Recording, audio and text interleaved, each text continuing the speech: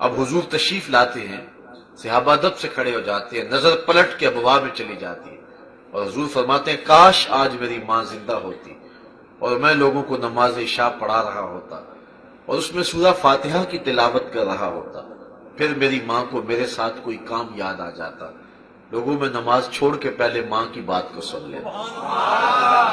ماں اتنا پیار اور محبت کا ایسا روپ ہے کہ انسان ماں باپ کے پیار کو کوئی کسی ترازو پہ نہ تول سکتا ہے اور نہ اس کا اندازہ کر سکتا ہے۔ اچھا، میں بات لمبی نہ ہو، ماں کو اولاد سے اتنا پیار کیوں ہے؟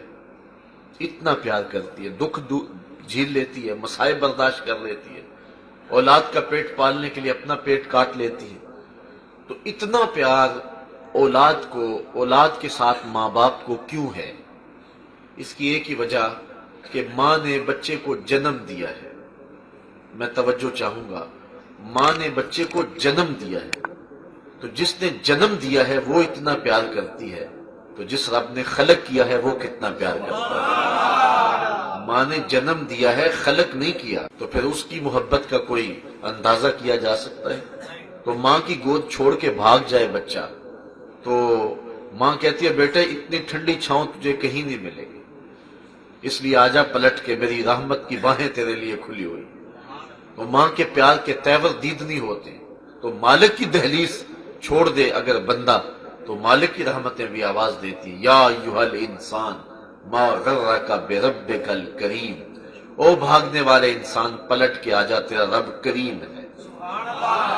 ابھی بھاگنے والوں کو یوں بھی آواز دی جاتی، اے بھاگے ہوئے انسان پلٹ کے آجا، تیرا رب کریم ہے۔ الذی خلقک، دیکھ تیرا اس کا رشتہ کیا ہے، وہ تیرا خالق ہے۔ در در کی ٹھوکریں کھائے گا، اس کی دہلیز چھوڑ کے رسوا ہو جائے گا، آجا پلٹ کے، اس کی رحمتوں کے دروازے تیرے لیے کھلے ہوئے۔ آنا تو نے ہے ہی، پھر جو کفن میں منہ چھپا چھپا کے آتا پھرے، پھر جو لوگ کندھوں پہ اٹھا کے لائیں گے، اچھا نہیں اپنے قدموں سے خود ہی چل کے آ جا۔ یا ایھا الانسان ما غرک بربک الکریم، اے انسان تجھے کریم رب سے کس نے غافل کر دیا؟ وہ کبھی آپ نے دیکھا ہو کہ کوئی نالائق بچہ گھر سے بھاگ جائے نا، وہ تو شاید کسی ہوٹل میں برتن مانج کر کے اپنے پیٹ کی آگ بجھا لیتا ہے، لیکن ماں کے حلق سے نیچے لقمہ نہیں اترتا۔ باپ پاگلوں کی طرح گھوم رہا ہوتا ہے کہ اس نکمے کو کسی نے دیکھا تو نہیں۔ اخبارات میں اشتہار چھپتے ہیں، ٹیلی ویژن پہ اشتہار آتے ہیں، ہمارا اس نام کا بچہ، رنگ سانولا، لباس اس طرح کا، اتنے دنوں سے گھر سے گم ہے، اگر کوئی اس کا پتہ دے تو اتنا انعام دیں گے، اور ساتھ لکھا ہوتا ہے نوٹ کے طور پہ اگر وہ خود پڑھ رہا ہو تو واپس آ جائے، اسے کچھ نہیں کہا جائے گا۔ اور جب کبھی میں یہ اشتہار پڑھتا ہوں تو میری نظر پلٹ کے اس آیت پہ آتی ہے، رب بھی کہتا ہے او بھاگے ہوئے انسان پلٹ کے آجا، تیرا رب کریم ہے، کچھ نہیں کہے، اس کی رحمت کے دروازے تیرے لیے کھلے ہیں، آجا، اس کی رحمتیں آواز دے رہی ہیں۔ تو نالائق بیٹا ماں کی گود چھوڑ کے بھاگ جائے تو در در کے دھکے ہیں، تو بندہ مالک کی دہلیز چھوڑ جائے تو در در کی رسوائیاں ہیں۔ اس لیے مالک پکار رہا ہے بندے کو اور اس کو آواز دے رہا ہے، اور بندے کا حق ہے کہ اس کی تسبیح بولے اور اس کا ذکر کرے، اس کے نام کا وظیفہ پڑھے۔ تو کہا سبح اسم ربک الاعلی، اپنے رب کے نام کی تسبیح بولیے جو سب سے اعلیٰ ہے۔ اچھا ذرا غور کیجئے، یہ تسبیح سجدوں کے اندر شامل کر لینے کی تلقین کی گئی، اور سجدہ بندے کی انتہائی ذلت ہے رب کے حضور، اقصی غایت التذلل والخشوع، سب سے زیادہ بندہ جو ہے وہ جھک کے سجدے میں چلا جاتا ہے، اس سے بڑھ کر اس کے گرنے کی اور منزل نہیں ہے۔ انسان کے اشرف اعضاء جو ہیں وہ سر میں ہیں، دیکھنے کی قوت آنکھیں سر میں، بولنے کی قوت زبان سر میں، سوچنے کی قوت دماغ سر میں، سونگنے کی قوت ناک سر میں، سننے کی قوت کان سر میں، اور سر مالک کی دہلیز پہ، اور اپنے آپ کو پیشانی کو بھی رگڑ رہا ہے، ناک کو بھی رگڑ رہا ہے، اور زبان سے کیا کہہ رہا ہے، سبحان ربی الاعلی، مالک دیکھ مجھ سے ذلیل کوئی نہیں اور تجھ سے اعلیٰ کوئی نہیں۔ اگر انسان سجدے کی روح کو جان جائے تو سر اٹھا کے تکبر سے چل نہیں سکتا ہے۔ اگر اسے پتا چل جائے کہ یہ سجدہ اس کو بتا کیا رہا ہے تو سجدہ انسان اللہ کے حضور انتہائی جو ہے وہ نچلے درجے میں چلا جاتا ہے اور اس کی الوہیت کا اظہار کرتا ہے۔ سبح اسم ربک الاعلی اپنے رب کے نام کی تسبیح بولیے، الذی خلق، وہ رب جس نے پیدا کیا، فسوا، پیدا کر کے چھوڑا نہیں ہے بلکہ اس کا تسویہ کیا ہے، اس کو ٹھیک ٹھیک ہموار بنایا ہے، والذی قدر فہدی، اس کی ایک مقدار مقرر کی ہے اور اس کو چراغ ہدایت عطا کیا۔ اللہ نے پیدا کر دیا، انسان تخلیق ہو گیا، لیکن دو ٹانگوں میں سے ایک ٹانگ کا سائز چھوٹا ہوتا، اس کا تسویہ نہ ہوتا، 6 فٹ کا جوان لنگڑا کے چلتا کتنا عجیب لگتا۔ 2 آنکھیں تھی لیکن ان میں روشنی نہ ہوتی تو کیسے دیواریں پکڑ پکڑ کے چلتا۔ زبان تھی، بولنے کی قوت نہ دیتا تو انسان کیا کر سکتا تھا۔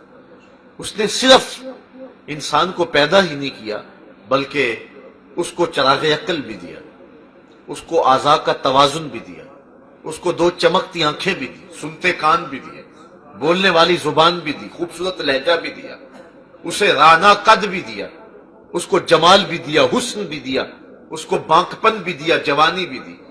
اے انسان ذرا غور کر، تو اللہ کے حضور نہیں جھکتا، اس رب نے تیرے اوپر کتنے انعام کیے اور کتنی کرم نوازیاں پیہم تیرے اوپر برس رہی ہیں۔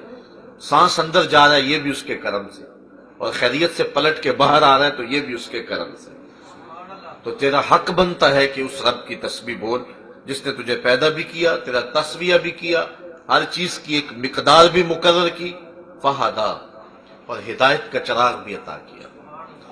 اگر تجھے چراغ ہدایت ہی نہ دیتا، اعضاء ٹھیک تھے، نظر بہت تیز تھی، سماعت بھی درست تھی، لیکن چراغ ہدایت ہی پاس نہ ہوتا، دماغی توازن ہی ٹھیک نہ ہوتا، تو 6 فٹ کا جوان قمیص کے پیچھے گھر کا ایڈریس لکھا ہوتا کہ جس کو ملے اس ایڈریس پہ پہنچا دے۔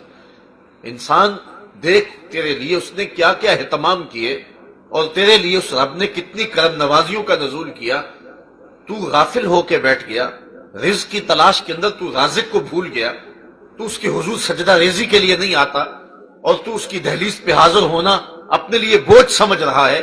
اس کی کرم نوازیاں جو پہم تیرے اوپر برس رہی ہیں، ذرا ان کا ایک ہلکا سا جو ہے وہ رنگ دیکھ کہ اس نے کس انداز سے تیرے اوپر کرم نوازیاں کی، تجھے پیدا کیا، اعضاء کو توازن دیا، حسن دیا، جوانی دی، فہدا، اور پھر چراغ ہدایت بھی نصیب فرما۔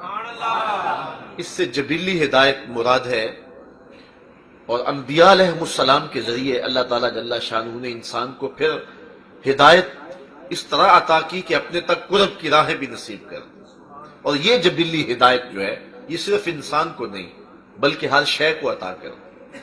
اللہ تعالیٰ نے یہ فطری اور جبلی ہدایت جانوروں کے سینے میں بھی رکھ دی، اور انہیں بھی اپنے اچھے اور برے کا پتہ ہے، اور اللہ تعالیٰ نے ان کے فطری وظیفے اور ان کی جو ضروریات کو کیسے انہوں نے پورا کرنا ہے ان کی تباہ کے اندر رکھ دیا ہے۔ علماء اس کی مثال دیتے ہیں کہ یہ مرغی جب کڑک بیٹھ جائے اور یہ ضد کر لے کہ میں اب انڈے نہیں دوں گی بلکہ انڈے میرے نیچے ڈالو، تو اس کو انڈوں کے اوپر بٹھایا جاتا ہے، اور بطخ کڑک نہیں بیٹھتی، بطخ کے بچے حاصل کرنے کے لیے بھی مرغی کے نیچے ہی ڈالنے پڑتے ہیں، اور مرغی 21 دن تک ان انڈوں کے اوپر بیٹھی رہتی ہے اور اپنے سینے کی حرارت ان انڈوں پہ مبذول کرتی ہے۔ 21 دن کے بعد ان مردہ انڈوں میں زندگی پیدا ہو جاتی ہے۔ اب یہاں رک کر کے ایک بات کہنا چاہوں گا، ایک مرغی مردہ انڈوں پہ 21 دن تک اپنے سینے کی توجہ مبذول کرے تو اللہ تعالیٰ اس میں زندگی پیدا کر دیتا ہے، اور اگر شیخ کامل اپنے مرید کے بیضہ دل پہ توجہ دے تو وہاں آثار حیات کیوں نمودار نہیں ہو سکتے، وہاں بھی زندگی کی رمق پیدا ہوگی اور وہاں بھی اجالے پیدا ہوں گے۔ اچھا 21 دن کے بعد انڈے ٹوٹے تو جو نتیجہ تھا وہ بالکل فطرت کے مطابق نکلا، بطخ کے انڈوں سے بطخ کے بچے اور مرغی کے انڈوں سے مرغی کے بچے۔ اچھا اب بطخ کے بچوں نے اپنی ماں نہیں دیکھی، انہوں نے جو سیکھنا ہے سمجھنا ہے وہ مرغی سے سمجھنا ہے، کیونکہ ماں سے ملاقات ہی نہیں ہوئی۔ اب 4 دن تو گھر والوں نے بچوں کو مرغی سمیت باہر نہیں جانے دیا، کیونکہ بچوں کے ابھی قوا مضبوط نہیں ہوئے، پر پرزے نہیں نکلے، ابھی قوت مدافعت پیدا نہیں ہوئی، کوئی کوا اچک لے گا، کوئی چیل اٹھا کے لے جائے گی، کوئی بلی اٹھا کے لے جائے گی، ابھی اپنا دفاع نہیں کر سکتے، تو گھر والوں نے گھر سے باہر نہیں جانے دیا۔ لیکن 4-5 دن کے بعد جب بچوں کے پر پرزے نکلے، تھوڑی سی قوت مدافعت پیدا ہو گئی، انہوں نے مرغی سمیت بچوں کو باہر نکال دیا، گلی گزرے، آگے کھلا میدان تھا، اس کے آگے پانی کا جوہر تھا۔ جب پانی کنارے پہنچے تو بطخ کے بچوں نے نہ آؤ دیکھا نہ تاؤ، چھلانگ لگائی اور پانی میں تیرنے لگے۔ مرغی کے بچے اپنے ہمجولیوں کو پانی میں چھلانگے لگاتے ہوئے دیکھنے کے باوجود آگے بڑھنے کی ہمت نہیں کر رہے۔ بطخ کے بچوں نے اپنی ماں کو دیکھا نہیں، مرغی نے ان کو یہ بتایا نہیں، اپنے ہمجولیوں کو انہوں نے پانی میں تیرتے ہوئے دیکھا نہیں، تو بطخ کے بچوں کو کس نے بتایا تم ڈوبو گے نہیں، تیرو گے؟ اور مرغی کے بچوں کے پاؤں کس نے باندھ دیے؟ والذی قدر فہدی، وہ رب ہے جس نے سینوں میں چراغ ہدایت اجالے کے لیے روشن کر دیا ہے، اور وہ مرغی کے بچے بھی جانتے ہیں اور بطخ کے بچے بھی جانتے ہیں۔ اور انسان کا بچہ جب پیدا ہوتا ہے تو وہ دنیا پہ سب کچھ آ کے سیکھتا ہے، بولنا آ کے سیکھتا ہے۔ وہ یہاں عرب میں پیدا ہوگا تو عربی بولے گا، عجم میں پیدا ہوگا تو عجمی بولے گا، غرب میں پیدا ہوگا تو انگلش بولے گا۔ وہ سب کچھ آ کے سیکھتا ہے، پکڑنا آ کے سیکھتا ہے، زبان ہے بولنا نہیں جانتا، ہاتھ ہے پکڑنا نہیں جانتا، ٹانگیں ہیں چلنا نہیں جانتا، لیکن ماں کی چھاتی سے دودھ کیسے کشید کرنا ہے یہ وہ سیکھ کے آتا ہے۔ یہ ہے وہ فطری اور جبلی ہدایت جو اللہ تعالیٰ جل شانہ نے عطا فرمائی ہے، اور ہر انسان کے سینے کے اندر ودیت کی اور کسی کو اس سے محروم نہیں رکھا ہے۔ یہ جبلی اور فطری ہدایت کا چراغاں ہے جو سینوں کے اندر ہے، جس کا یہاں تذکرہ ہے، والذی قدر فہدی، اس نے ہدایت کا چراغ روشن کر دیا۔ اسی طرح اس سے تھوڑا سا آگے بڑھ جائیں، جب انسان شعور سنبھلتا ہے تو مذہب اسے بہت کچھ سکھاتا ہے، لیکن اس کے باوجود بھی وہ جانتا ہے کہ میرے لیے اچھا کیا ہے اور میرے لیے برا کیا ہے۔ اس کو مذہب نہ بھی بتائے تو اس کو پھر بھی پتا ہے کسی کو تھپڑ مارنا اچھی بات نہیں ہے، کسی کا مال چھیننا بری بات ہے، یہ اس کی فطرت ہے، اللہ تعالیٰ نے اس کے اندر رکھی ہوئی ہے، یہ اسے بتاتی ہے، وہ تمیز اس کے اندر اللہ تعالیٰ نے رکھ دی ہوئی ہے۔ اور اس پر ایک حدیث آپ کے سامنے رکھنا چاہوں گا۔ آقا کریم علیہ السلام کا مجمع لگا ہوا تھا، حضور تشریف فرما تھے، گفتگو چل رہی تھی، ایک صحابی تھے جن کا نام تھا حضرت وابصہ رضی اللہ تعالیٰ عنہ، وہ بھی مجلس نبوی میں آن بیٹھے۔ آداب مجلس یہی ہے، جہاں جگہ ملے وہاں بیٹھ جاؤ۔ کسی حکمت کے تحت صدر مجلس کسی کو آگے بلانا چاہے تو یہ کمرے آخر ہے۔ صحابی حضرت وابصہ پیچھے بیٹھ گئے، اور جہاں حضور ہوں وہاں کوئی صدر مجلس اور تو نہیں ہو سکتا۔ حضور نے ارشاد فرمایا کہ وابصہ دور بیٹھ گئے ہو، نیڑے آ جاؤ۔ حضرت وابصہ اٹھے اور قریب آ گئے، اور حضور نے فرمایا وابصہ اور قریب آ جاؤ، وابصہ اور قریب آ گئے۔ پھر فرمایا ادنو یا وابصہ، وابصہ اور قریب آ جاؤ۔ وابصہ کہتے ہیں میں اپنے مقدر پہ قربان جاؤں، میں اتنا قریب ہوا کہ میرے گھٹنے حضور کے گھٹنوں سے چھونے لگے۔ جب میں اتنا قریب ہو گیا تو حضور نے مجھے فرمایا وابصہ کوئی سوال پوچھنے آئے ہو؟ میں نے کہا جی حضور میں سوال پوچھنے آیا ہوں۔ حضور نے فرمایا وابصہ جو پوچھنے آئے ہو تم پوچھو گے یا میں ہی بتا دوں کیا پوچھنے آئے ہو؟ لوگ تو ترازو گاڑ کے بیٹھے ہیں، کوئی کہہ رہا ہے سیر ہے، دوسرا کہتا ہے سوا سیر ہے، ایک بولتا ہے چٹانک اور ڈال لو۔ یہ کس کو تول رہے ہو؟ ڈٹھے ورق قرآن دے پھول سارے، تیری شان جیا نہیں کوئی اور ڈٹھا، تیری شان دا کرے مقابلہ جیڑا کوئی نور آکھے کوئی بشر آکھے، پیندا رات دنے ایہو شور ڈٹھا، اللہ والیاں گل مکا دیتی تساں ہور ڈٹھا اساں ہور ڈٹھا۔ ہمارے بزرگ فرمایا کرتے تھے تساں حلیمہ دی بکریاں دے پیچھے پیچھے دیکھیا، سدرہ تے جبریل دے اگے اگے نہیں دیکھا۔ اور اقبال کہتا ہے تو نے یوسف کو کنویں میں دیکھا تو کیا دیکھا، ارے ناداں جو مطلق تھا مقید کر دیا تو نے، تو ابھی تک کنویں میں دیکھ رہا ہے، وہ مصر کے تخت کا مالک بھی بنا ہوا ہے۔ تو کہا وابصہ جو پوچھنے آئے ہو تم پوچھو گے یا میں ہی بتا دوں؟ حضرت وابصہ رضی اللہ تعالی عنہ نے عرض کی کہ حضور اگر آپ بتا دیں پھر تو بہت خوب ہو۔ فرمایا تم خیر اور شر کے بارے میں پوچھنے آئے ہو، اچھائی کیا ہے اور برائی کیا ہے، یہ تمہارا سوال ہے۔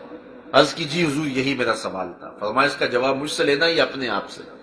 عرض کی جواب آتا ہوتا تو سوال ہی کیوں بنتا۔ فضرب علی صدرہ فقال استفت من قلبک، حضور نے اپنا دست کرم حضرت وابصہ کے سینے پہ رکھا اور فرمایا اس دل سے پوچھ لے، یہ مفتی اندر ہی بیٹھا ہوا ہے، یہی بتا دے گا کہ اچھائی کیا ہے اور برائی کیا ہے۔ تو یہ فطرتاً ہدایت ہے جو اللہ تعالیٰ نے حضرت انسان کو دی۔ فرمایا والذی قدر فہدی والذی اخرج المرعی، وہ اللہ جس نے زمین کی کوکھ سے سبز چارہ نکالا۔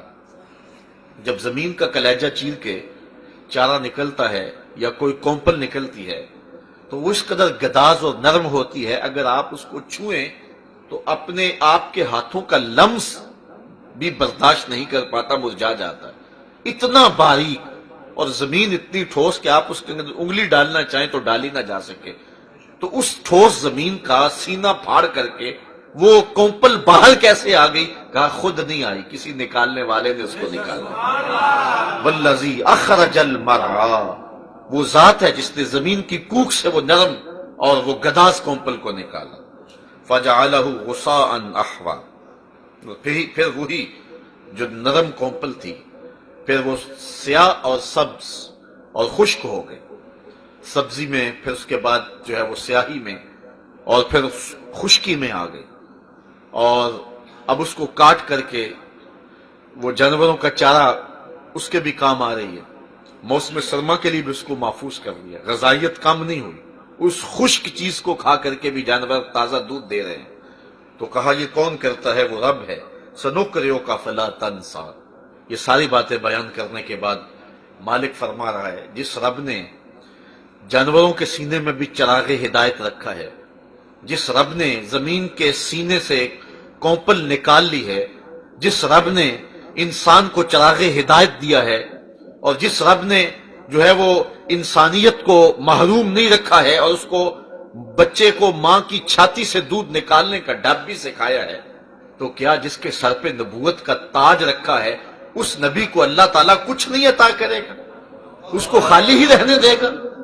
ایک بطخ کا بچہ بھی جانتا ہے کہ میں نے تیرنا کیسے ہے، ایک مرغی کا بچہ بھی جانتا ہے یہاں جاؤں گا تو ڈوب جاؤں گا، اور ایک دودھ پیتے بچے کو بھی پتا ہے ماں کی چھاتی سے دودھ کیسے کشید کرنا ہے۔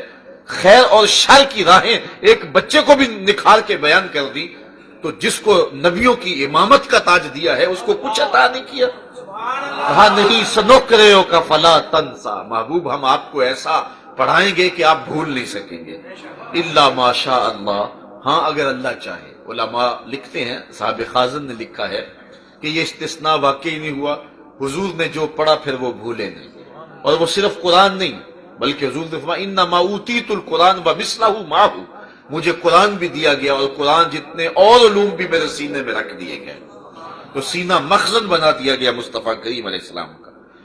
انہ یعلم الجہر وما یخفی، اللہ کی شان یہ ہے کہ جو ظاہر ہے وہ اسے بھی جانتا ہے اور جو مخفی ہے اسے بھی جانتا ہے، جو چیزیں لوگوں کی نظروں کے سامنے اللہ کے علم میں وہ بھی ہے، اور جو لوگوں کی نظروں سے پوشیدہ ہے رب اسے بھی جانتا ہے۔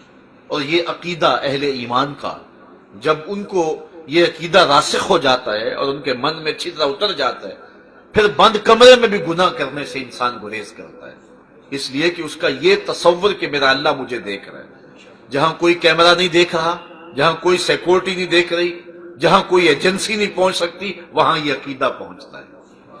آپ جانتے ہیں ساتوں دروازے مکفل کر کے بت کے اوپر موٹا کھیس ڈال کے زلیخا بولی ہے تالک یوسف اب تو آ جاؤ، اب تو کوئی نہیں ہے، تو حضرت یوسف علیہ السلام نے کہا تھا کہ تو اپنے جھوٹے خدا کے اوپر یہ کپڑا ڈال کر کے اس کی نگاہوں سے چھپ گئی ہے، میرا سچا خدا تو ساتویں کوٹھڑی میں بھی دیکھ رہا ہے۔ پھر گناہ کیا، گناہ کا تصور بھی محال ہو جاتا ہے۔ تو یہ تصور کہ میرا اللہ مجھے دیکھ رہا ہے انسان کو گناہوں سے محفوظ کر دیتا ہے، اور انسانوں کو تنہائی میں، خلوت میں اور جلوت میں گناہ سے بچاتا ہے۔ تو یہ عقیدہ جتنا پختہ تر ہو جائے، یہ اسلامی عقیدہ ہے کہ میرا اللہ مجھے دیکھ رہا ہے، میرا اللہ مجھے دیکھ رہا ہے، یہ عقیدہ اور یہ اذعان جب پختہ تر ہو جاتا ہے پھر گناہ کے انسان قریب ہی نہیں جاتا۔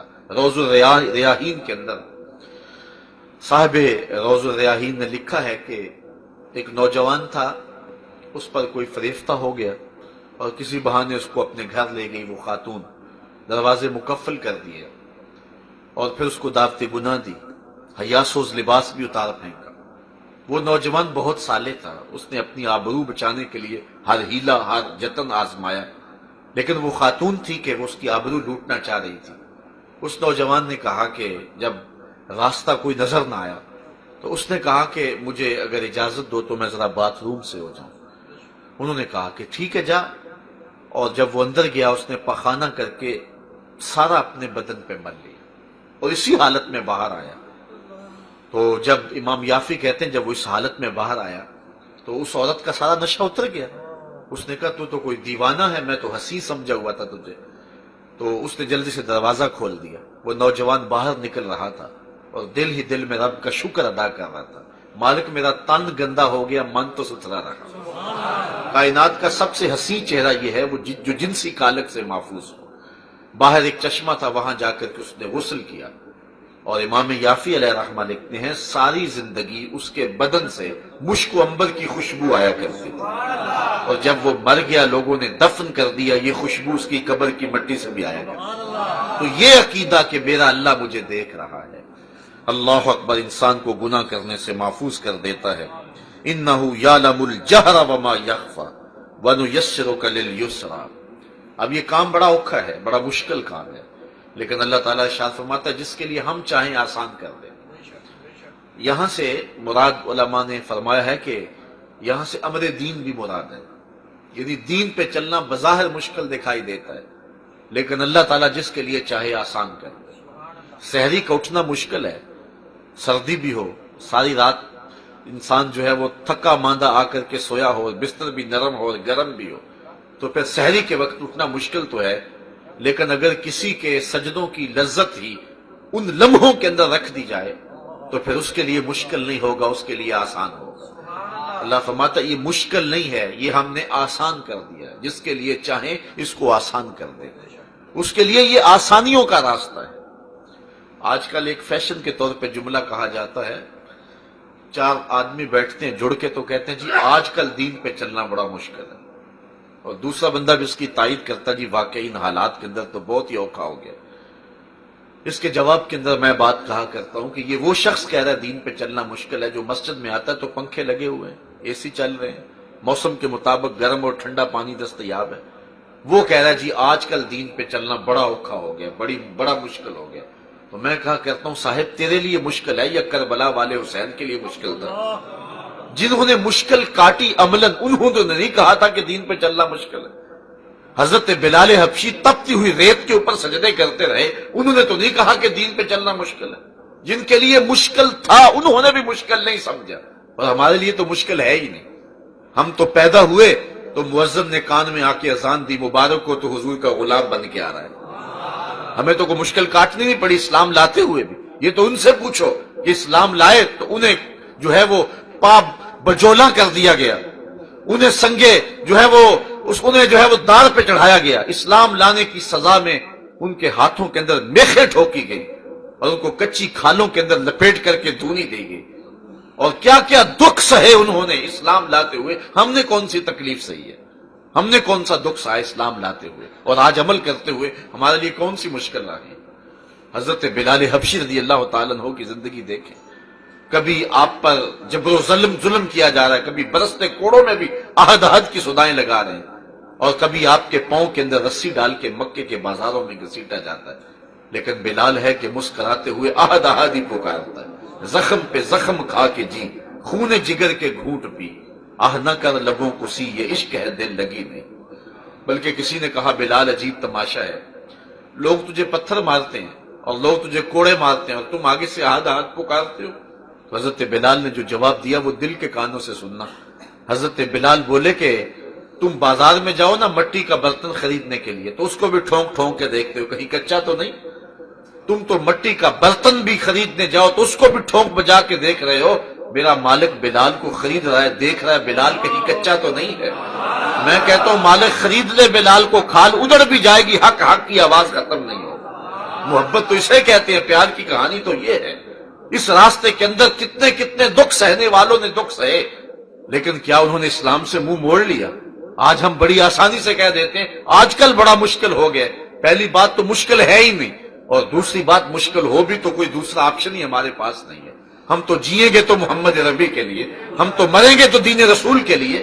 ہماری زندگی کا ایک ایک لمحہ اور ایک ایک ساتھ دین کے لیے وقف ہونا چاہیے، چاہے اس کی کوئی بھی قیمت ہمیں ادا کرنی پڑے. لیکن ہمارے لیے کوئی مشکل نہیں، اور رب کہتا ہے جس کے لیے چاہے ہم آسان کر دیتے ہیں. فذکر نفعت الذکر. آگے ارشاد فرمایا محبوب آپ ان کو نصیحت کرتے جائیے، نصیحت ان کو ضرور فائدہ دے گی. روزانہ ایک قطرہ پانی کا پتھر کے اوپر ٹپکے تو ایک دن اس پتھر میں بھی سوراخ ہو جائے. وَيَتَجَنَّبُهَا الْأَشْقَى. لیکن جو شقی ہیں، بدبخت ہیں، وہ تیری ان باتوں کو قبول نہیں کریں گے. اب ان کا نہ قبول کرنا کیا ان کے لیے فائدہ بخش ہوگا؟ وہ دنیا کے اوپر تو اللہ کی طرف سے ان کی رسی ڈھیلی ہو سکتی ہے، لیکن آخرت کے اندر جو وہ سزا پائیں گے اس کا ذکر کتاب رحمت نے کیا. الذی یصلی النار الکبریٰ.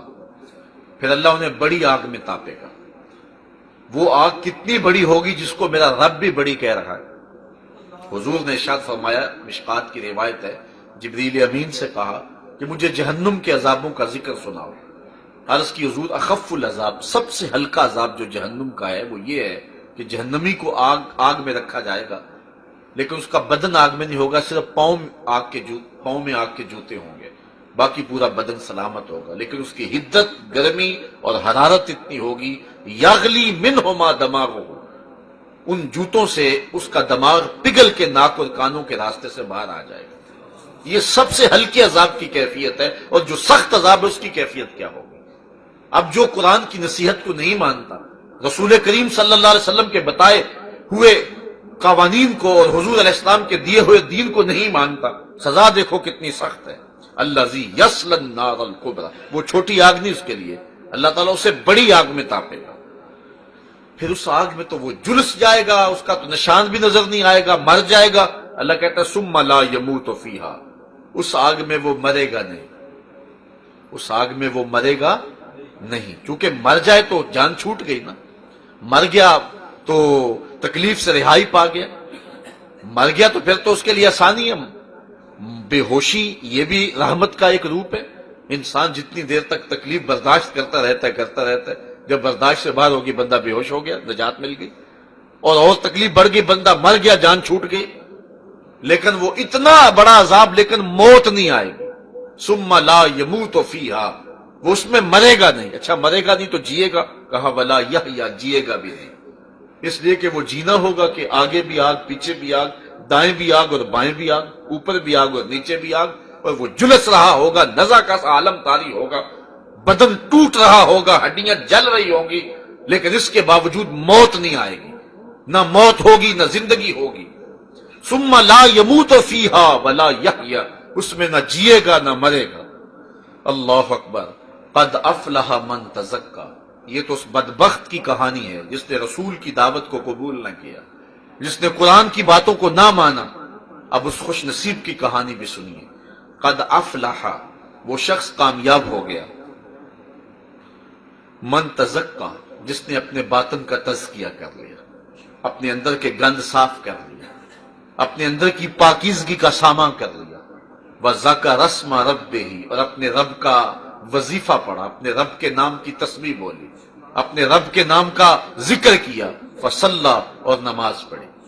یہ کامیابی کا راستہ ہے جو رب بتا رہا ہے.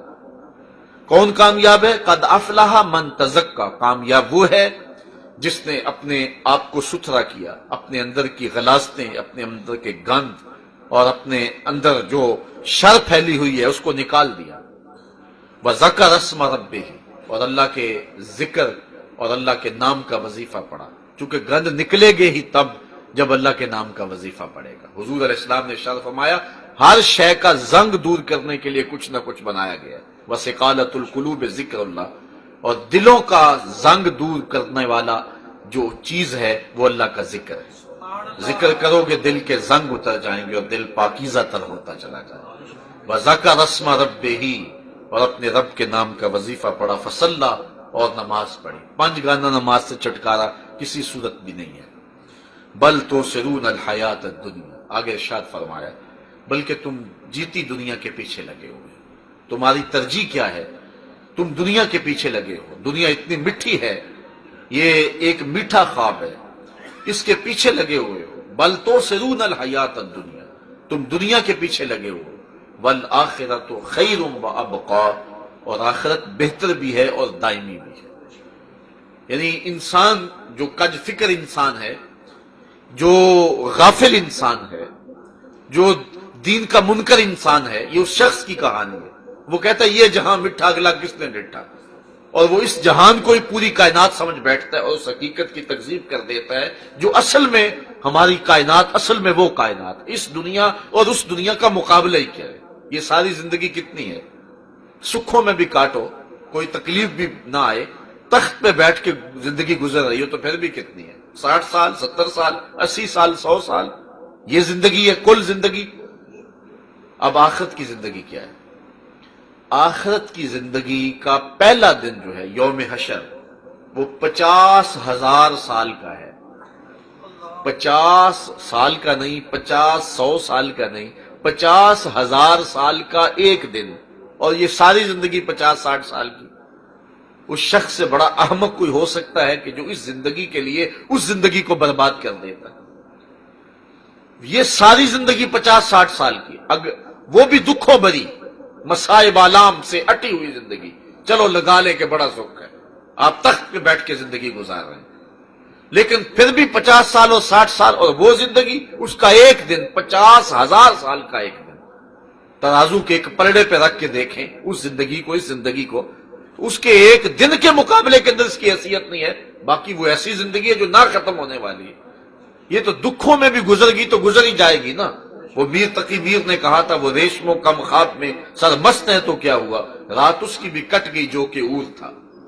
دکھوں سے اٹا ہوا تھا، بیماریوں کا ستایا ہوا تھا، مظالم سے پسا ہوا تھا، کوئی پرسان حال نہیں تھا، کوئی مرتے ہوئے کو پانی بھی دینے والا نہیں تھا، یخ بستہ ریت پر زخموں سے چور سرد رات میں پڑا رہا، بالآخر صبح تو ہوگی نا، یہ تو کٹ ہی جائے گی نا رات، اگر یہ رات ہے، لیکن وہ رات اگر پڑ گئی تو اس کا تو اختتام ہی نہیں ہے، موت کو بھی موت آ جائے گی۔ حدیث میں آتا ہے کہ قیامت کے دن جنتیوں کو جنت میں جا کے ایک ہی خدشہ ہوگا کہ کہیں موت نہ آ جائے، یہ سب کچھ چھن نہ جائے، اور جہنمیوں کو ایک ہی امید ہوگی کہ کبھی موت آ جائے تو جان چھوٹ جائے۔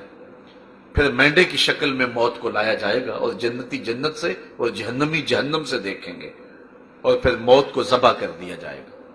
پھر جنتی ابداً خوش ہو جائیں گے کہ اب موت کو موت آ گئی، ہم ہمیشہ جنت میں رہیں گے، اور جہنمی پھر مایوسیوں میں اتر جائیں گے۔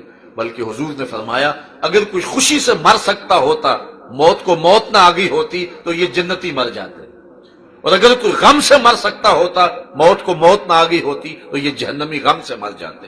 اتنا دکھ ہوگا کہ اب موت بھی نہیں ہے، یہ دکھ، یہ تکلیف، یہ آلام، یہ جو ہے وہ مائے جو ہے وہ سدید، یہ زخموں کا پانی، اور یہ کھولتے ہوئے آگ کے انگارے، اور پھر موت بھی نہیں ہے۔ ثم لا يموت فیہا، اس میں بندہ مرے گا نہیں، ولا یحیا، اور جیے گا بھی نہیں۔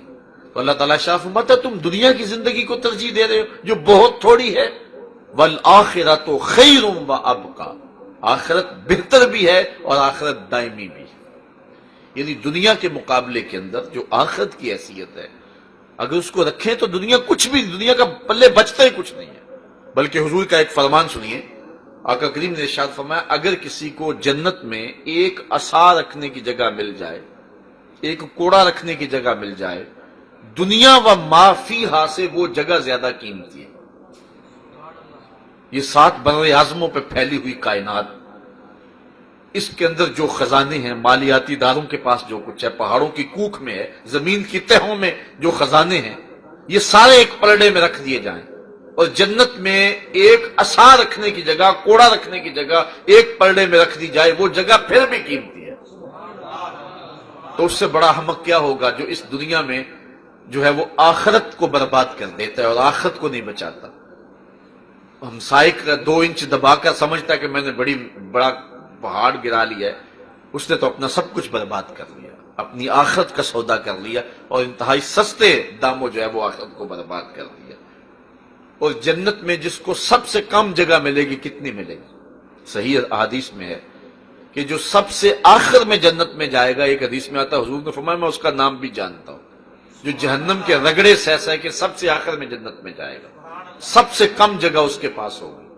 اس کے پاس کتنی جگہ ہوگی؟ اس دنیا سے، یہ جو 7 بر اعظموں پر پھیلی ہوئی دنیا ہے، اس دنیا سے 10 گنا جگہ اس کے پاس ہوگی جو سب سے آخر میں جائے گا۔ پھر داتا گنج بخش علی حجویری کی جاگیروں کا عالم کیا ہوگا، خواجہ معین الدین چشتی اجمیری کی جاگیروں کا عالم کیا ہوگا۔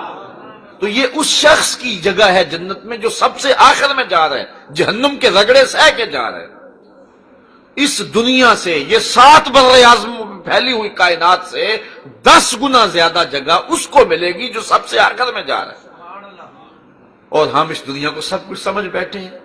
کہا بل تؤثرون الحیات الدنیا والآخرۃ خیر وابقی، یہ کوئی کہانی نہیں، یہ قرآن ہے۔ کہا کہ مت مغالطے میں رہ جانا اور ساری زندگی برباد نہ کر دینا۔ یہ تھوڑے سے لمحے اللہ نے ہمیں دیے ہیں، ان لمحوں کو ضائع نہ کرنا۔